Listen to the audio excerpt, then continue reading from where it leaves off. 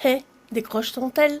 Aujourd'hui, je vais te partager une anecdote que j'ai vécue il y a quelques années. C'était l'anniversaire de ma mère et ma demi-sœur elle voulait absolument qu'on sorte au restaurant et qu'on aille au bowling. Du coup, j'ai été obligée de prendre sur moi parce qu'évidemment, c'était pas négociable. Du coup, j'avais dit ok, mais on va à Buffalo Grill parce qu'au moins, il y a les petits box, vous savez, de 4 personnes où on peut être un peu en intimité, pas trop voir de monde. Donc, ça s'était pas trop mal passé. C'était compliqué, mais voilà, c'était passé. Sauf qu'après, il y a eu le bowling. Donc, on a pris la voiture, on a été au bowling. Déjà, angoisse plus parce que je suis loin de chez moi. Et là, en fait, on arrive au bowling. Donc, il y a deux portes au bowling. Il y a la première et après, il y en a une deuxième avant de rentrer dans le bowling en lui-même.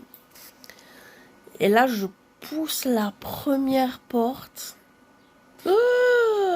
Un bruit, mais un bruit de monde. Je fais demi-tour. J'ai pas pu. Je me suis mis à pleurer, à trembler. Vraiment impossible. Impossible de rentrer. Du coup, je leur ai dit, vous y allez quand même. Et moi, je vous attends dehors. Et j'étais en mode, mais au bout de ma vie. Mais au bout de ma vie.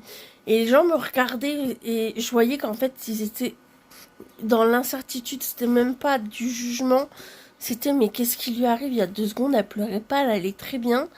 Et là, elle est en pleurs, mais qu'est-ce qui se passe? Je suis agoraphobe.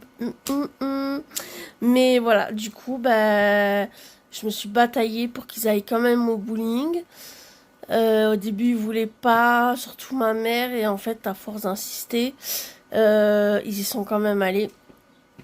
Et moi, j'ai attendu dehors tout le long. On pleure, évidemment.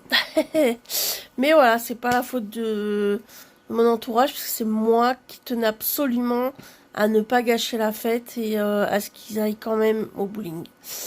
Donc voilà. Bon, je te dis à la prochaine pour une nouvelle anecdote. Bisous.